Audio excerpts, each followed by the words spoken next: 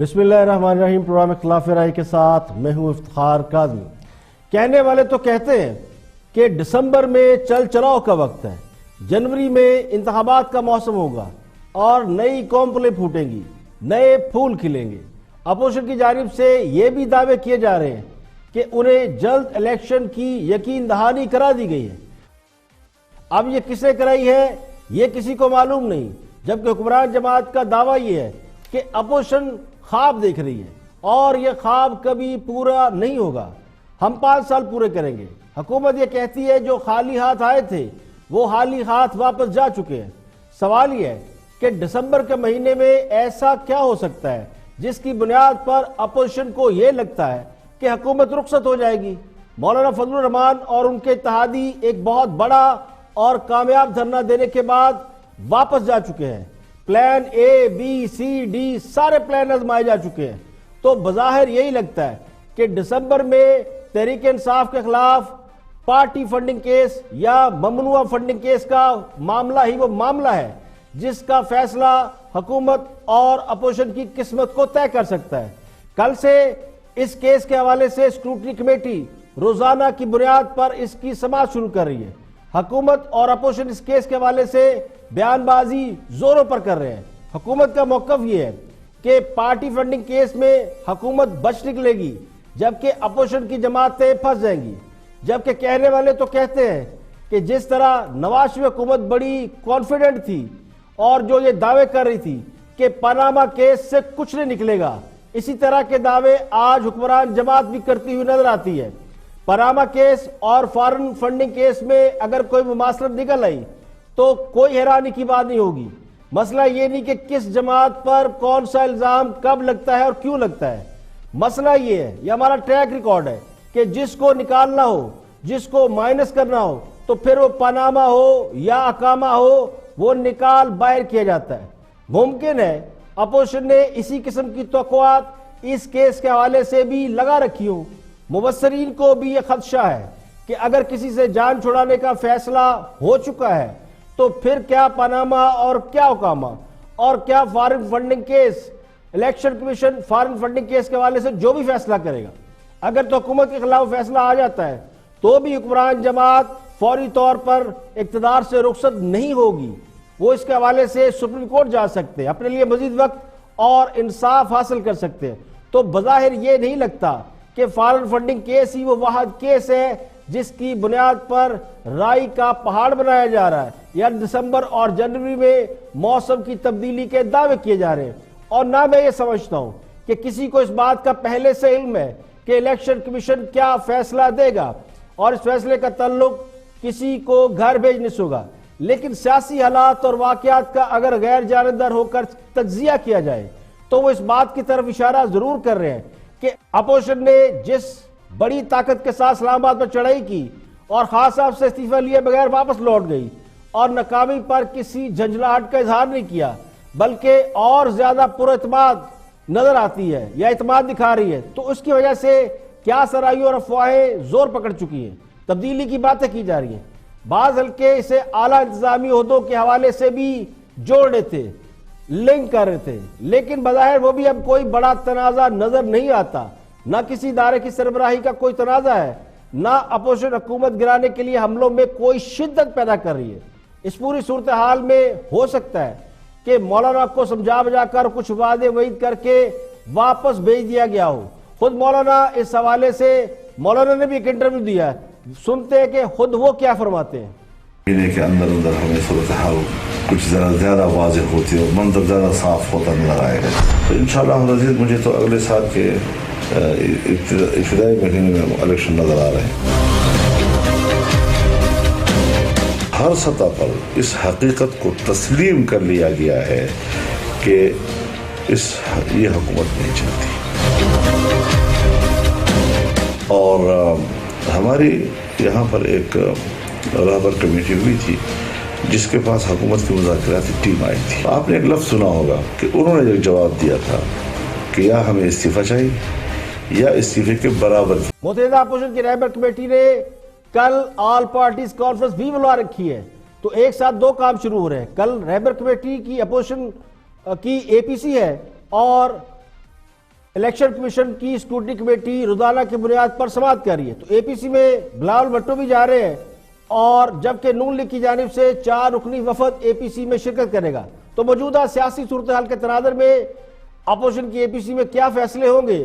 مولانا اسلام آباد میں دھرنے کے خاتمے کے بعد پہلی بار تمام سیاسی جماعتوں سے مل رہے ہیں، اور وہ انہیں اپنے دعووں اور وعدوں کی حقیقت کے حوالے سے اٹھنے والے سوالات سے آگاہ کریں گے۔ گمان یہ ہے کہ اپوزیشن کی ترجیحات میں پارٹی فنڈنگ کیس کا فیصلہ اور اس میں ناکامی کی صورت میں ان ہاؤس تبدیلی کا فارمولہ بھی زیر غور ہے۔ تو ممنوعہ فنڈنگ کیس پر اپوزیشن کے بیانیے سے نمٹنے کے لیے حکومت بھی پوری طرح میدان میں اترتی ہوئی نظر آتی ہے۔ پارٹی ترجمانوں کو بیانیے کے حوالے سے بریفنگیں دی جا رہی ہیں۔ حکومت اور اپوزیشن دونوں طرف سے پروپیگنڈے کا زور اور اس کا توڑ کرنے کے لیے طریقے اور حربے استعمال کیے جا رہے ہیں۔ لگتا یوں ہے کہ حکومت میں کہیں نہ کہیں اس حوالے سے پریشانی ضرور ہے کہ پارٹی فنڈنگ کیس کہیں حکومت کے جانے کا سبب نہ بن جائے، اس لیے دوسری جماعتوں کے کھاتے کھول لیں اور ان کے کیسز کی بھی فوری سماعت کرنے کے لیے حکومت الیکشن کمیشن پر بھی دباؤ بڑھا رہی ہے۔ پروگرام میں اور بھی ہم موضوعات شامل ہیں، دیکھتے ہیں ہائی لائٹ۔ ایک ٹرانزیکشن جو ہے وہ بینکنگ چینلز کے ذریعے سے ہوئی ہے، ہماری نہ کوئی ہنڈی کا معاملہ ہے نہ کوئی اور چیز معاملہ ہے، اور وہ لوگ احسن اقبال ٹائپ کے لوگ جو ٹی وی کے اوپر آ کے باتیں کرتے ہیں، جو کہ وزیر منصوبہ بندی پاکستان کے ہوتے ہیں، مہینے کے اندر ہمیں صورتحال کچھ ذرا زیادہ واضح ہوتی ہے اور منظر زیادہ صاف ہوتا نظر آئے گا۔ این آر او نہیں دوں گا، عمران خان نے این آر او نہیں دیا۔ آپ سارا سوشل میڈیا، سارا میڈیا کہہ رہا تھا یہ مر گیا تو گلے لگ جائے گا، گلے پڑ جائے گا۔ میں 6 مہینے سے کہہ رہا تھا دفع کرو، جانے دو، سکھی رہو۔ اور میں انہیں بہت اچھی طرح سے جانتا ہوں، وہ بنیادی طور پر ایک ضدی آدمی ہے، مطلب ضدی شاید برا لفظ ہے، لیکن یہ کہ وہ اڑ جائیں جس بات کے اوپر تو پھر اس کو منانا بہت آسان نہیں ہوتا۔ تو میں تو نہیں دیکھ رہا کہ وہ چیف منسٹر کو تبدیل کرنے جا رہے ہیں پنجاب میں، باوجود اس کے کہ پارٹی کے اندر اپوزیشن تو خیر شور مچا ہی رہی ہے، میڈیا بھی بہت شور مچا رہا ہے، لیکن کہ پیناما کیس جب ہوا تھا تو ان کے وکیل کہتے تھے یہ کچھ ہو ہی نہیں سکتا، کچھ بات ہی نہیں ہے، کچھ پروف ہی نہیں ہے، کچھ عدالت میں نہیں آیا، لیکن چلتے چلتے معاملہ کہاں سے کہاں پہنچ گیا۔ لیکن صرف فورن فنڈنگ کیس ہو تو آپ کہیں گے یہ ایک کیس ان کے لیے کھٹک رہا ہے۔ کیس 5 سال پرانا ہے، ایک کیس 2 سال پرانا ہے، چاہے آئیڈینٹیکل وہ ہوں، اور پی ٹی آئی اگر اتنی کانفیڈنٹ ہے جتنی بات وہ کرتی ہے تو پھر سب سے پہلے انہیں اپنا کیس نمٹانا چاہیے۔ اور مجھے حیرانگی ہے کہ یہ 5 سال سے کبھی ادھر جا رہے ہیں کبھی ادھر جا رہے ہیں، تو اگر آپ بالکل کلیئر ہیں اپنے اس میں، اپنی آپ سمجھتے ہیں کہ اس کیس کے اندر کوئی دم خم نہیں ہے۔ نواز شریف صاحب آخر کار باہر چلے ہی گئے، آپ کو کیا لگتا ہے کہ وہ 4 ہفتوں میں واپس آ جائیں گے؟ کچھ بھی نہیں لگتا وہ آئے نہ آئے، اور یہ ایسا ہی ہونا تھا۔ دیکھو ہر بندے کی ایک تاریخ ہوتی ہے، آپ چاہو تو اس کا مستقبل بھی پریڈکٹ کر سکتے ہو۔ میں زندگی موت کی بات نہیں کر رہا کہ یار یہ بیہیویئر کا ایک پیٹرن ہے۔ ایک آدمی اس نے پوری زندگی اگر کوئی ہیرا پھیری نہیں کی، کوئی بددیانتی نہیں کی، ٹھیک ہے۔ اسلام آباد ہائی کورٹ میں نواز شریف کی سزا کے خلاف اپیل کی سماعت ہوئی، نواز شریف کی حاضری سے استثناء کی درخواست منظور کر لی گئی ہے۔ کیس کی سماعت کے دوران نیب نے نواز شریف کے وکیل کی جانب سے جج ویڈیو کیس میں 5 گواہوں کے بیانات قلم بند کرنے کی پرزور مخالفت کر دی۔ نواز شریف کی طرف سے ناصر جنجوعہ اور ویڈیو کا اور آڈیو کا فرانسک آڈٹ کرنے والے افراد سمیت 5 افراد کے یا 5 گواہوں کے بیانات قلم بند کرنے کی درخواست کی گئی تھی۔ نواز شریف کی سزا معطل کرنے کی درخواست پر سماعت 2 ہفتوں کے لیے ملتوی کر دی۔ اس کے علاوہ نیب نے سابق وزیر اعلیٰ سندھ قائم علی شاہ کو 4 دسمبر کو طلب کر لیا ہے۔ سابق وزیر اعلیٰ سندھ قائم علی شاہ پر نیب نے روشن سندھ کیس میں غیر قانونی ٹھیکے دینے کے حوالے سے الزامات کی تحقیقات شروع کر رکھی ہے۔ سابق وزیر اعلیٰ سندھ کو نیب نے اس سے پہلے آمدن سے زائد اثاثوں کے حوالے سے بھی طلب کیا تھا۔ سابق وزیر اعلیٰ سندھ قائم علی شاہ 4 دسمبر کو نیب کے سامنے یعنی نیب راولپنڈی کے سامنے پیش ہوں گے۔ حکومتی وزراء ڈاکٹر فردوس عاشق اعوان اور غلام سرور توہین عدالت کیس میں بال بچ گئے۔ عدالت نے دونوں کی توہین عدالت کیس میں غیر مشروط معافی قبول کر لی ہے، لیکن ساتھ ہی یہ ریمارکس دی ہے کہ عدالت سمجھتی ہے کہ دونوں وزراء توہین عدالت کے مرتکب ہوئے، جبکہ مسلم لیگ نون نے فردوس عاشق اعوان کے خلاف توہین الیکشن کمیشن کی درخواست بھی دائر کر دی ہے۔ الیکشن کمیشن میں جمع کرائی گئی درخواست کے مطابق ڈاکٹر فردوس احمد چکوان کا یہ بیان کہ دال میں کچھ کالا ہے بلکہ ساری دال ہی کالی ہے، معزز الیکشن کمیشن کے خلاف توہین آمیز اور نازیبا زبان کا استعمال ہے۔ الیکشن کمیشن سے درخواست کی گئی کہ ڈاکٹر فردوس احمد چکوان کو طلب کر کے ان سے وضاحت مانگی جائے کہ انہوں نے الیکشن کمیشن پر اثر انداز ہونے کی کوشش کیوں کی۔ درخواست میں پیمرا کو بھی فریق بنایا گیا ہے۔ اور اب پنجاب کی بات کرتے ہیں۔ وزیر اعظم عمران خان کی وزیر اعظم پنجاب عثمان بزدار سے ایک ہفتے میں دوسری بار ملاقات ہوئی ہے۔ وزیر اعظم نے پنجاب حکومت کی کارکردگی پر شدید تحفظات کا اظہار کیا تھا، جس کے بعد پنجاب میں ہلچل مچ گئی اور اعلیٰ سطح پر انتظامی تبدیلیوں کا فیصلہ کر لیا گیا۔ وزیر اعظم پنجاب عثمان بزدار کے حوالے سے بھی یہ اطلاعات زیر گردش رہیں کہ انہیں بھی تبدیل کیا جا سکتا ہے، لیکن حکومتی ذرائع نے اس کی تصدیق نہیں کی۔ وزیر اعظم پنجاب نے وزیر اعظم سے دوسری بار ملاقات کر کے انہیں پنجاب میں انتظامی تبدیلیوں کے حوالے سے تفصیلات بتائیں۔ اب اطلاعات یہ ہے کہ پنجاب میں چیف سیکرٹری سمیت متعدد commissioner, deputy commissioner, D P Os کو تبدیل کیا جا رہا ہے، یعنی بیوروکریٹک سطح پر بھی تبدیلیاں کی جا رہی ہیں، اور اس کے علاوہ وزارتیں بھی تبدیل کی جا رہی ہیں۔ اور حکمران جماعت نے چودھری پرویز الہی ان کی جماعت یعنی مسلم لیگ کاف کو زیادہ اکوموڈیٹ کرنے کا فیصلہ کیا ہے۔ تبادلوں کے حوالے سے بھی کاف لیگ کی خواہشات کو مد نظر رکھا جائے گا۔ گورنر پنجاب چودھری سرور کے منظور نظر یا تجویز کردہ افسران کی کارکردگی کو زیادہ تسلی بخش قرار نہیں دیا گیا، جبکہ دوسرے پاور ہاؤس جہانگیر ترین گروپ اور شاہ محمود قریشی کے پسندیدہ افسران بھی تبدیل کیے جا سکتے ہیں۔ ذرائع کے مطابق عثمان بزدار کو وزیر اعظم نے ایک اور موقع دیا ہے کہ وہ اتحادی جماعتوں سے مل کر ان کے تجربے سے فائدہ اٹھاتے ہوئے پنجاب میں انتظامی تبدیلیاں کریں۔ متعدد وزراء کے پورٹ فولیو بھی تبدیل کیے جا رہے ہیں، محکموں میں رد و بدل کے صلاح مشورے جاری ہیں، اور بلدیات کی وزارت ایک اہم مسئلہ ہے جو علیم خان کے استعفیٰ دینے کے بعد سے خالی پڑی ہے۔ علیم خان کو دوبارہ یہ وزارت دینے پر غور کیا جا رہا ہے۔ بلدیاتی نظام پر علیم خان نے خاصا ورک کر رکھا ہے اور نیب میں کیسز کی وجہ سے انہیں استعفیٰ دینا پڑا۔ وزیر جنگلات سبطین خان کا نام بھی دوبارہ وزارت کے لیے زیر غور ہے۔ ذرائع کا دعویٰ یہ ہے کہ پنجاب میں ان وزراء کی تلاش جاری ہے جو صرف وزارتوں کو انجوائے نہ کریں بلکہ حکومت کے دفاع کی بھی صلاحیت رکھتے ہوں۔ اور سب سے پہلے بات کرتے ہیں ممنوعہ فنڈنگ کیس کے حوالے سے۔ معروف صحافی تجزیہ نگار مظہر عباس اور گفتگو کر رہے ہیں کہ آخر حکمران جماعت پارٹی فنڈنگ کیس یا ممنوعہ فنڈنگ کیس کے حوالے سے اتنے اسٹے آرڈر کیوں لیتی رہی ہے اور اس میں تاخیر کی وجہ سے آج کن مشکلات کا شکار ہے۔ مظہر عباس صاحب کا تجزیہ دیتے ہیں۔ کیس 5 سال پرانا ہے، ایک کیس 2 سال پرانا ہے، چاہے آئیڈینٹیکل وہ ہوں، اور پی ٹی آئی اگر اتنی کانفیڈنٹ ہے جتنی بات وہ کرتی ہے تو پھر سب سے پہلے انہیں اپنا کیس نمٹانا چاہیے۔ اور مجھے حیرانگی ہے کہ یہ 5 سال سے کبھی ادھر جا رہے ہیں کبھی ادھر جا رہے ہیں، تو اگر آپ بالکل کلیئر ہیں اپنے اس میں، اپنی آپ سمجھتے ہیں کہ اس کیس کے اندر کوئی دم خم نہیں ہے، تو اس کو تو 5ویں سال ہی نمٹا دینا چاہیے تھا، 5 سال پہلے ہی نمٹا دینا چاہیے تھا۔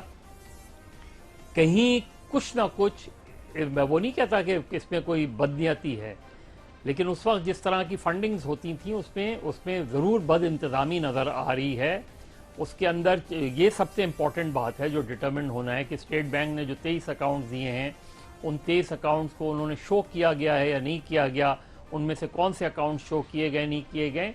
اس میں کوئی ایکسٹریم پوزیشن کی بات نہیں ہے، ہو سکتا ہے کہ صادق امین کا کوئی لے کے چلا جائے تو الگ بات ہے، لیکن ادروائز جو اس میں آپ گلٹی کس وقت نظر آتے ہیں؟ جب آپ کیس کو لٹکانے کی کوشش کرتے ہیں، جب آپ ادھر ادھر دیکھنا شروع کرتے ہیں، جب آپ کوشش کرتے ہیں کہ کیس آگے نہ بڑھے، جب آپ کوشش کرتے ہیں کہ تاریخ پہ تاریخ پڑتی جائے، جب آپ کوشش کرتے ہیں کہ اس پہ اسٹے آرڈر آ جائے، وہاں نظر یہ آتا ہے کہ کہیں نہ کہیں کوئی ویکنس ہے۔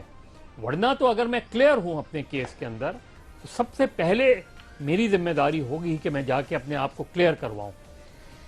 اور جہاں تک پیپلز پارٹی اور نون لیگ کا ہے، بالکل تحریک انصاف نے 2017 میں یہ وہ کی تھی، پٹیشن کی تھی، اس کا بھی فیصلہ ہونا چاہیے، اس کی بھی اسکروٹنی ہونی چاہیے، اس پہ بھی اگر یہ چیزیں آتی ہیں تو اسی طرح اپلائی ہونی چاہیے، کیونکہ قانون جو ہے وہ اگر ایک ہی ہے تو پی ٹی آئی کے لیے قانون ہوگا وہی پیپلز پارٹی اور نون کے لیے ہوگا۔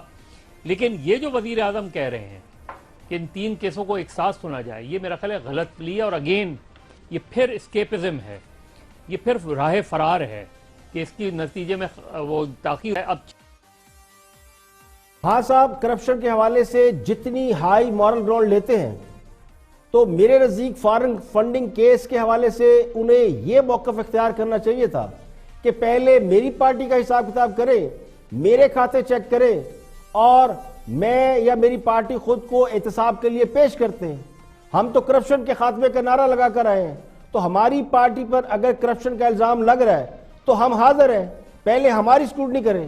اگر خان صاحب یہ سب کچھ کہتے تو ان کے مخالفین کی زبانیں اس حوالے سے بند ہو جاتی کہ ہماری تلاشی لینے والے اب خود تلاشی دینے سے گھبرا رہے ہیں اور رائے فرار اختیار کر رہے ہیں.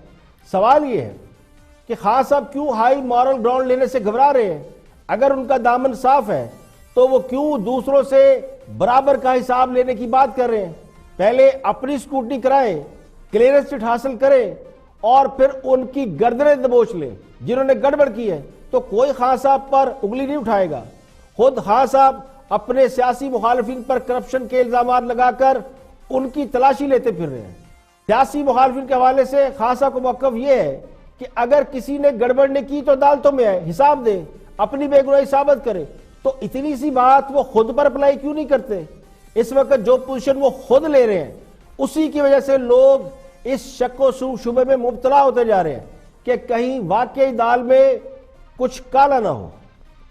یہاں پہ لیں گے ایک بریک, اور بریک کے بعد جب واپس آئیں گے اور بھی ہم موضوعات آپ کے ساتھ شیئر کریں گے. ہمارے ساتھ رہیے. Welcome back. آپ دیکھ رہے ہیں پروگرام اختلاف رائے اور میں ہوں افتخار کاظمی. آگے بڑھتے ہیں اور بات کرتے ہیں. سلیم بخاری بہت سینئر تجزیہ کار ہیں, سینئر جرنلسٹ ہیں, بہت سے اخبارات کے مدیر رہے ہیں, بلکہ ہیں دی نیشن اخبار کے وہ ایڈیٹر ہیں. تجزیہ دے رہے ہیں حکومت کے حوالے سے اور پنجاب میں جو معاملہ چل رہے ہیں اس حوالے سے بھی بات کر رہے ہیں سلیم بخاری. اور میں انہیں بہت اچھی طرح سے جانتا ہوں. وہ بنیادی طور پر ایک ضدی آدمی ہے. مطلب ضدی شاید برا لفظ ہے, لیکن یہ کہ اڑ جائیں جس بات کے اوپر تو پھر اس کو منانا بہت آسان نہیں ہوتا. تو میں تو نہیں دیکھ رہا کہ وہ چیف منسٹر کو تبدیل کرنے جا رہے ہیں پنجاب میں, باوجود اس کے کہ پارٹی کے اندر اپوزیشن تو خیر شور مچا ہی رہی ہے, میڈیا بھی بہت شور مچا رہا ہے, لیکن پارٹی کے اندر کا میں نے آپ کو کہہ دیا جتنا بھی شور و غوغا اس کے اوپر ہے, جو بھی پاور بیسز یہاں پر ہیں, آپ کو پتا ہے پنجاب کے اندر کم از کم 5 پاور سینٹرز ہیں. چاہے آپ تو میں نام لے لیتا ہوں, چودھری سرور صاحب ایک ہیں, چودھری پرویز الہی ایک ہیں, علیم خان صاحب تیسرے ہیں, شاہ محمود قریشی صاحب چوتھے ہیں, جہانگیر ترین صاحب 5ویں ہیں. ایک تو بیچارے عثمان ڈار کا زیادہ قصور, عثمان ڈار کہہ رہا ہوں میں, بزدار صاحب کا زیادہ قصور نہیں ہے, اس لیے کہ وہ ان تمام تر پریشر کے باوجود پرفارم کرنے کی کوشش کر رہے ہیں. ان میں کیپیسٹی ہے یا نہیں ہے, وہ کیپیبل ہے یا نہیں ہے, کمپیٹنٹ ہے کہ نہیں ہے, وہ جج کرنا تو پرائم منسٹر کا کام ہے, اور وہ میرا خیال ہے اس کے اوپر ان کرائیٹیرین پر جج کریں گے, because he is a great believer of merits. تو مجھے تو نہیں لگتا کہ پنجاب میں وہ لوگوں کے پریشر میں آ کے چیف منسٹر کو تبدیل کرنے جا رہے ہیں. ہاں یہ ہو سکتا ہے کہ ان کی ٹیم میں ریڈیکل تبدیلیاں آ جائیں, نئے لوگ جو ہیں ان کو اہم ذمہ داریاں سونپ دی جائیں. مثال کے طور پہ علیم خان صاحب جو ہیں وہ ان کو سینئر منسٹر بنایا جا سکتا ہے وغیرہ وغیرہ. تو اس طرح کی چینجز تو میں دیکھ رہا ہوں, لیکن اگر یہ توقع کی جا رہی ہے کہ عثمان ڈار صاحب کی یہاں سے اور محمود خان صاحب کی کے پی کے سے چھٹی ہو جائے گی, تو مجھے تو ایسا نہیں لگتا ہے. لیکن سر اپوزیشن کا موڈ آپ کو کیا لگ رہا ہے؟ اپوزیشن بھی کوئی اگریسو موڈ میں اس وقت نہیں ہے پنجاب میں, حالانکہ جتنے مواقع دے رہی ہے تحریک انصاف کی وہاں پر حکومت, ہم دیکھ رہے ہیں کوئی اپوزیشن وہاں کر نہیں رہی. کیا یہ بھی ایک ارینجمنٹ کا حصہ ہے کہ جی چلے ٹھیک ہے ابھی چلنے دیں معاملات کو؟ شہباز شریف صاحب بھی باہر چلے گئے ہیں, حمزہ صاحب جیل کے اندر ہیں. ماریا, میں آپ کو ایمانداری سے اس کا جواب دوں گا کہ اپوزیشن سے زیادہ خوش کوئی نہیں ہے چیف منسٹر جب تک ہیں بزدار صاحب. اچھا. اس لیے کہ وہ چاہتے ہیں کہ پنجاب میں failure who P T I کا, پنجاب جو ہے وہ پیچھے رہ جائے. پنجاب کو کمپیئر کریں جب لوگ پچھلے اراء سے اور اس اراء سے, تو پی ٹی آئی کے اوپر جو ہے وہ کرٹیسزم آئے. اپوزیشن سے زیادہ کمفرٹیبل کوئی نہیں ہے. ویسے تو پوری حکومت ہی ایک فارمولے کے تحت چل رہی ہے کہ نو ورک نو مسٹیک, نہ کام کریں گے نہ غلطی ہوئے گی. پنجاب میں بھی یہی حال ہے. وزیر اعلیٰ اور حکومتی نمائندوں کو تو چھوڑیں, بیوروکریسی سمیت پوری انتظامیہ اسی میں مبتلا نظر آتی ہے کہ کچھ کام کر دیا تو کہیں گلے نہ پڑ جائے. عثمان بزدار میں سے آپ لاکھ کیڑے نکال لیں, لیکن میں ایک چیز کا کریڈٹ ان کو دیتا ہوں کہ پنجاب میں انہوں نے اپنے سیاسی مخالفین کے چھوڑے نہیں اتارے، سیاسی مخالفین کے پخچے نہیں اڑائے، سیاسی بدلے نہیں اتارے، بلا وجہ لوگوں کی بلڈنگیں مسمار نہیں کی، ذاتی انتقام نہیں لیا، تو میرے نزدیک عثمان بزدار اس حوالے سے اپنے تمام پیش روؤں سے بہتر ہے، بلکہ اپنی جماعت میں شامل کئی لوگوں سے بہتر آدمی ہے۔ پنجاب میں اپوزیشن کے خلاف کوئی بڑی انتقامی کارروائی ہمیں نظر نہیں آتی۔ ماضی میں ہم نے بہت دیکھا کہ جو بھی صاحبان اقتدار ہوئے انہوں نے سیاسی مخالفین کی دھجیاں اڑا دی۔ اب عثمان بزدار کا ایک اور بھی اہم پہلو ہے کہ وہ کسی پر نواز اشاعت کی بارش کرتے ہوئے بھی دکھائی نہیں دیتے۔ اقربا پروین میں بھی ان کا ہاتھ بہت زیادہ کھلا نہیں ہے، لیکن ان کی جماعت کے جو پاور ہاؤسز ہیں جس کا ذکر بھی بخاری صاحب نے بھی کیا، ان کی آڑ میں یعنی عثمان بزدار کی آڑ میں وہ مزے لوٹ رہے ہیں۔ اسی وجہ سے یہ تاثر پایا جاتا ہے کہ وہ محض نمائشی وزیر اعلیٰ ہے۔ عثمان بزدار اگر تھوڑی سی ہمت کریں، عوامی مسائل کی طرف توجہ دیں، تھوڑے سے ایکٹیو ہو جائیں تو بہت بہتر آدمی لگتے ہیں، لیکن بدقسمتی سے ان کا موازنہ کیا جاتا ہے شہباز شریف سے، تو شہباز شریف انتظامی لحاظ سے ان سے کہیں آگے تھے۔ شہباز شریف کی گرفت بہت زیادہ مضبوط تھی، اس کے برعکس عثمان بزدار کی گرفت کافی کمزور دکھائی دیتی ہے اور قوت فیصلہ بھی کم لگتی ہے۔ لیکن میری ذاتی رائے اوورآل میں سمجھتا ہوں کہ وہ ایک بہتر آدمی ہے، لیکن ان کی پرفارمنس پر سوالیہ نشان ضرور موجود ہے۔ لوگ پرفارمنس پر زیادہ فوکس کرتے ہیں۔ دانشور ہے، تجزیہ نگار ہیں، حسن نثار گفتگو کر رہے ہیں میاں نواز شریف کے حوالے سے، ان کا تجزیہ دیکھتے ہیں حسن نثار صاحب۔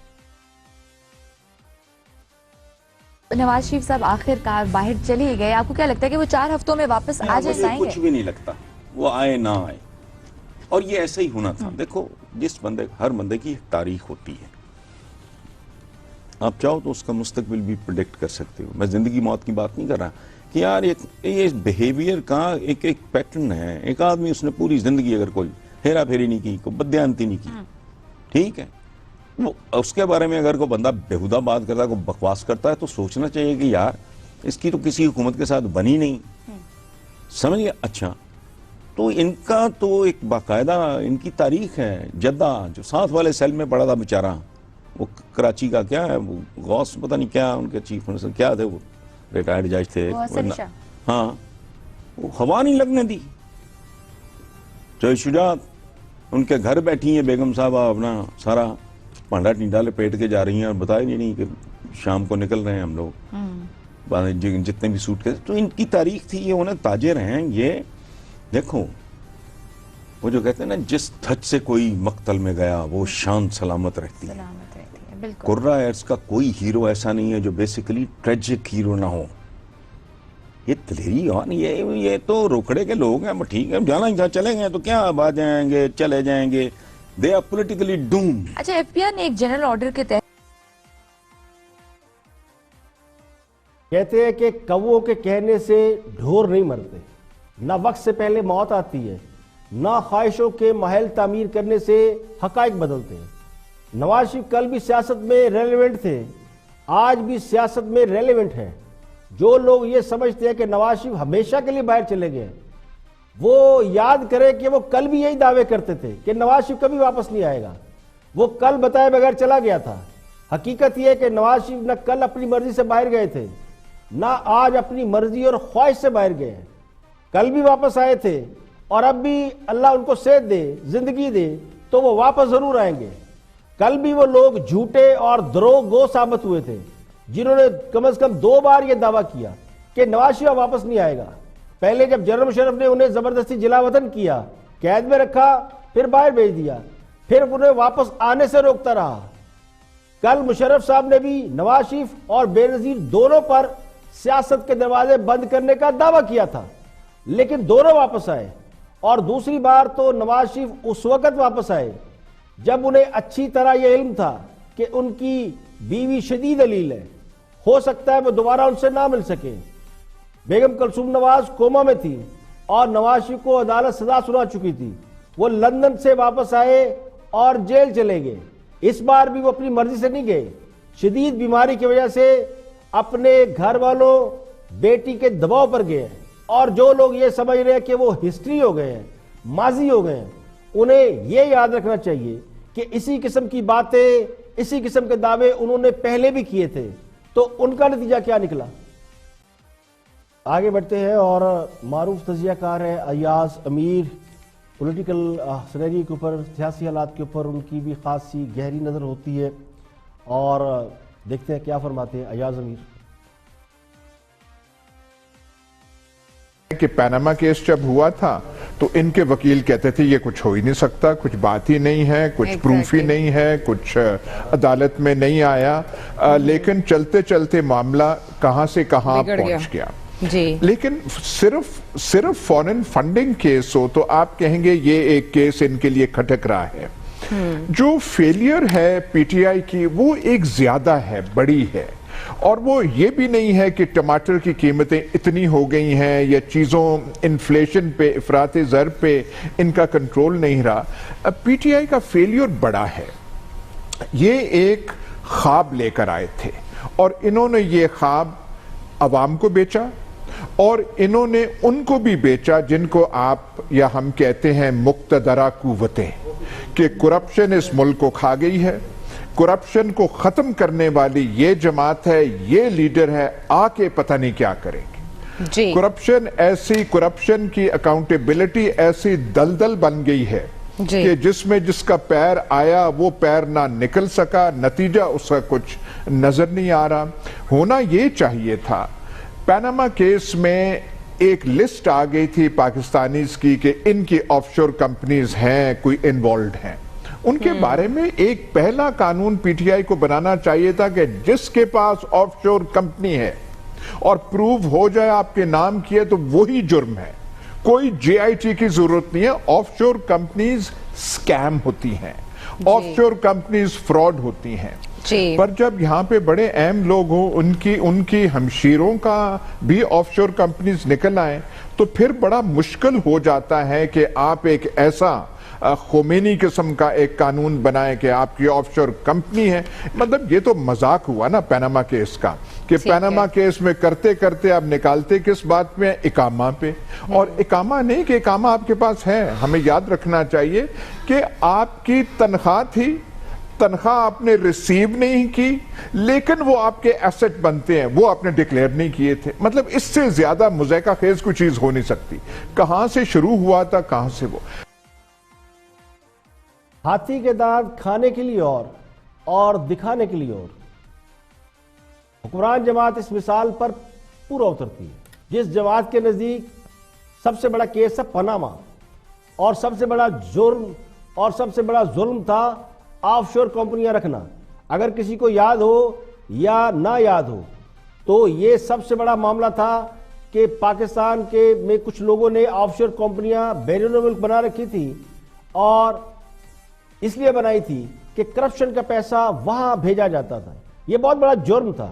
اس جرم پر تحریک انصاف وزیر اعظم کو نکلوانے عدالت میں گئی، اور پھر جب نواز شریف کو عدالت نے اقامہ رکھنے پر نکال دیا اور تحریک انصاف اقتدار میں آ گئی، تو نہ کوئی پاناما رہا اور نہ کوئی کیس یاد رکھا۔ پاناما کیس میں ایک لمبی لسٹ تھی، بہت سے لوگوں کے نام آئے، وہ بھی بھول گئے۔ پھر نہ آف شور کمپنیاں کوئی جرم نہیں، نہ پاناما کیس کسی کو یاد رہا۔ تو اصل مسئلہ یہی ہے کہ جس جماعت نے بہت زیادہ ہائی مورل گراؤنڈ لی تھی کرپشن کے خاتمے کے نام پر، جس کو سب سے زیادہ اعتراض یہ تھا کہ لوگ آف شور کمپنیاں کیوں بناتے ہیں، اس میں پاکستان سے پیسہ لوٹ کر بھیجا جاتا ہے، تو جس جماعت کو یہ اعتراض تھا، جس جماعت نے آف شور کمپنیاں رکھنے کو کرپشن کی جڑ قرار دیا، جب وہ خود اقتدار میں آئے تو اسے یہ بھی یاد نہیں رہا کہ آف شور کمپنیاں کوئی بہت بڑی چیز ہے۔ اسے ان لوگوں کے خلاف بھی کارروائی کرنا ہے جن کے نام پاناما کیس میں سامنے آئے تھے۔ تو نواز شریف کی حکومت نے تو پاناما کیس میں شامل لوگوں کے خلاف کیس نہیں بنائے، ان پر یہ الزام تھا کہ انہوں نے کیوں لوگوں کے خلاف کارروائی نہیں کی، مگر تحریک انصاف کا تو یہ بنیادی ایجنڈا تھا۔ اسی سے یہ اندازہ لگایا جا سکتا ہے کہ کرپشن صرف ایک بہانہ تھا اور اصل مقصد نواز شریف کو ہٹانا تھا۔ تو یہی خدشہ فارن فنڈنگ کیس کے حوالے سے اب کہیں نہ کہیں لوگوں کے ذہن میں گونج رہا ہے کہ کہیں فارن فنڈنگ کیس بھی کوئی بہانہ نہ بن جائے۔ यहाँ पे लेंगे एक ब्रेक और ब्रेक के बाद जब वापस आएंगे तो और भी अहम मौज़ूआत आपके साथ शेयर करेंगे, हमारे साथ रहिएगा। वेलकम बैक, आप देख रहे हैं प्रोग्राम इख्तिलाफ राय और मैं हूं इफ्तिखार काज़मी। ब्रेक के बाद हाजिर खिदमत है। सबसे पहले बात कर रहे हैं वफाकी वजीर रेलवे जनाब शेर रशीद ने एक बयान दिया है और उसके बाद आपको पता शेख रशीद बयान दे और उस पर लोग तफसील तजिया ना करें, ये हो नहीं सकता। वॉच शेख रशीद। एनआरओ नहीं दूंगा, इमरान खान ने एनआरओ नहीं दिया। आप सारा सोशल मीडिया, सारा मीडिया कह रहा था ये मर गया तो गले लग जाएगा, गले पड़ जाएगा। मैं 6 महीने से कह रहा था दफा करो, जाने दो, सुखी रहो, दूसरा भी जाना चाहता है जाने दो। मैंने मुतालबा किया है कि डॉक्टर अदनान और वकार से तफ्तीश की जाए। उसने मीडिया को सबसे पहले बेवकूफ बनाया। मीडिया ने सारे मुल्क में ये तासर दिया रहा है कि सुबह मरा कि शाम मरा है। लोग पूछ रहे थे कि जनाजा मंगल को होना है या बुध को होना है। इस मुल्क में सोशल मीडिया पे ये बयान चले कि इसका जनाजा मंगल को होना है या बुध को होना है। मैंने कहा ये कफन उठा के देखना लंदन से निकलेगा। मैंने कहा, मैंने राशिदा का नाम नहीं लिया, पूछें शेख साहब से पूछें।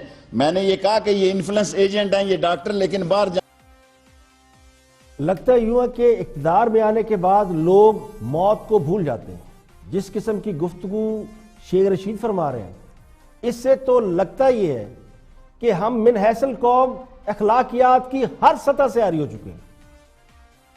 यानी शेख रशीद साहब कहते हैं कि लोग उनसे पूछते थे या लोग डिस्कस कर रहे थे कि नवाज शरीफ का जनाजा मंगल को होगा या बुध को होगा, और ये कहते हैं कि मैंने कहा था कि कफन लंदन से निकलेगा। यानी कितने अफसोस की बात है। अब ये वही शेख रशीद है जो नवाज शरीफ की हुकूमत में वजीर भी रहे, कई बार एमएनए भी हुए, एक लंबा अरसा ये मुस्लिम लीग नून का हिस्सा रहे और वजारतों के मजे उठाते रहे।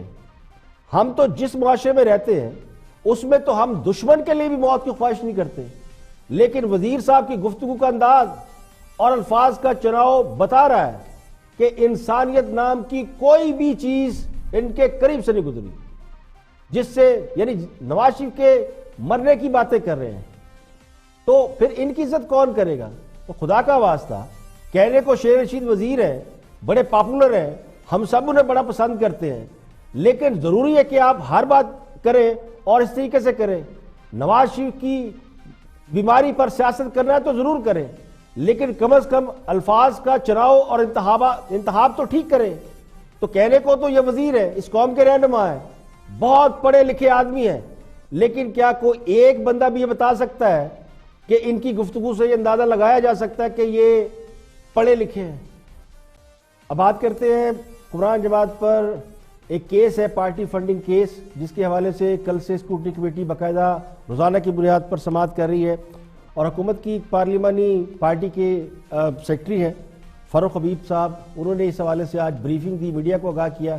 तो उनकी गुफ्तगू सुनते हैं, फिर उसके बाद बात करते हैं। एक एक ट्रांजैक्शन जो है वो बैंकिंग चैनल्स के जरिए से हुई है। हमारी ना कोई हुंडी का मामला है ना कोई और चीज मामला है।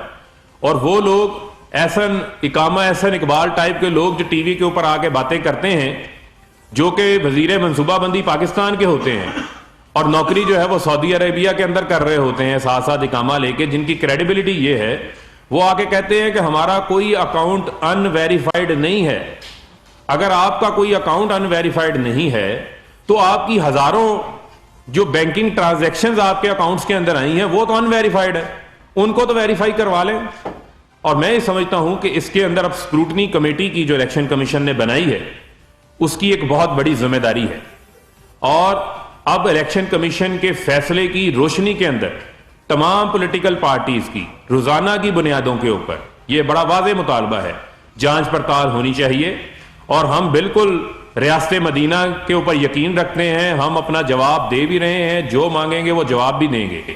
लेकिन उन्हीं टीओआर्स के ऊपर, फिर मैं दोहरा रहा हूं, उन्हीं टीओआर्स के ऊपर जिनके ऊपर पीटीआई की जांच पड़ताल हो रही है, उन्हीं टीओआर्स के ऊपर पीपल्स पार्टी पीएमएलएन की और इसके अलावा भी इलेक्शन कमीशन की जुरिस्डिक्शन है कि जो जमातें रजिस्टर्ड हैं, पार्लियामेंट का हिस्सा हैं, उनकी आप जांच पड़ताल करें और रोजाना की बुनियाद के ऊपर करें, ताकि दूध का दूध पानी का पानी हो। आवाम को आप जो है वो मजीद गुमराह नहीं बना सकते।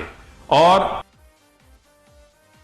हुक्मरान जमात का मुतालबा ये है کہ فارن فنڈنگ کیس میں دیگر بڑی سیاسی جماعتوں یعنی مسلم لیگ نون اور پیپل پارٹی کے فنڈز کی بھی الیکشن کمیشن تحقیقات کرے. جب یہی بات اپوزیشن والے کہتے تھے اور غیر جانبدار لوگ کہتے تھے کہ آپ نے احتساب کرنا ہے تو صرف اپوزیشن کا نہ کریں بلکہ اقتدار میں شامل لوگوں کا بھی کریں, اپنے اتحادیوں کا بھی کریں, تو حکمران جماعت اس کو نہیں مانتی تھی. احتساب کا سارا نزلہ اپوزیشن پر گرتا رہا اور اب بھی گر رہا ہے. اب جب ان کی باری آئی ہے تو مطالبہ یہ کہ سب کا اکراس دی بورڈ کریں. تو ہم بھی یہی کہتے ہیں کہ احتساب سب کا ہونا چاہیے, حساب کتاب سب سے لینا چاہیے. اگر P T I per ممنوعہ funding کا الزام ہے اور دیگر جماعتوں پر بھی ہے تو ان کا بھی احتساب ہونا چاہیے, ان کا بھی کیس ہونا چاہیے, ان کی بھی اسکروٹنی ہونی چاہیے. لیکن پی ٹی آئی میں تو خود ہی پی ٹی آئی کے لوگوں نے یہ کیس کیا ہوا ہے. تحریک انصاف کے فاؤنڈر ممبر اکبر ایس بابت, ان کا یہ الزام ہے کہ جو چندہ یا فنڈ بیرون ملک سے آیا وہ کئی ادھر ادھر کر لیا گیا. تو سیاسی جماعتوں کو ان کے چاہنے والے خواہ وہ اندرون ملک ہو یا بیرون ملک ہو پارٹی رن کرنے کے لیے فنڈ دیتے ہیں, بلکہ سیاسی جماعتیں فنڈز کے لیے باقاعدہ کمپین چلاتی ہیں, پارٹی چلانے کے لیے چندے مانگے جاتے ہیں. لیکن اس کا حساب کتاب اور انہیں ٹرانسپیرنٹ رکھنا یہ پارٹی کی اپنی ذمہ داری ہوتی ہے. اور پی ٹی آئی پر اس وقت یہی کیس زیر سماعت ہے جو الیکشن کمیشن میں چل رہا ہے کہ معاملہ ٹرانسپیرنٹ نہیں ہے. خود اسٹیٹ بینک نے یہ اسٹیٹمنٹ دیا ہوا ہے, آن ریکارڈ ہے, کہ بہت سے کیس ہیں, کوئی 1.5 درجن کے قریب ایسے اکاؤنٹ ہیں جو کہ فیک ہیں. اس کے برعکس پی ٹی آئی کے پارلیمانی سیکرٹری اب یہ مطالبہ کر رہے ہیں کہ الیکشن کمیشن دیگر جماعتوں کی بھی ساتھ ہی تحقیقات کرے, یعنی ایک ساتھ تحقیقات کرے. تو یہ ممکن نہیں, جس کی اسکروٹنی کا عمل ابھی جاری ہے تو میرے خیال میں وہ پہلے مکمل ہونا چاہیے کیونکہ وہ بالکل کیس فائنل مراحل میں ہے. اس کے بعد جو دوسری جماعتیں ہیں ان کی بھی اسکروٹنی ہونی چاہیے. تو حکمران جماعت نے مخالف سیاسی جماعتوں پر ایک اور الزام اسی حوالے سے بھی لگایا ہے کہ سیاسی جماعتوں کے اکاؤنٹس منی لانڈرنگ کے لیے استعمال ہوتے رہے ہیں. تو یہ کام بھی حکومت کا ہے کہ منی لانڈرنگ کے تصدیق شدہ ثبوت عدالتوں کو دے. الیکشن کمیشن عدالتی فیصلے کی روشنی میں کارروائی کر سکتا ہے. اسکروٹنی کمیٹی صرف یہ دیکھ سکتی ہے کہ سیاسی جماعت نے اپنا حساب کتاب ٹھیک رکھا, ٹرانسپیرنٹ رکھا اور الیکشن کمیشن کے قوانین کے مطابق پارٹی ایکٹ کی کہیں خلاف ورزی تو نہیں کی. آج کے لیے اتنے ہی, کل پھر حاضر ہوں گے مزید خبروں, تبصروں, تجزیوں کے ساتھ. پروگرام اختلاف رائے سے افتخار کاظمی کو اجازت دیجیے. اپنا بہت بہت خیال رکھیے.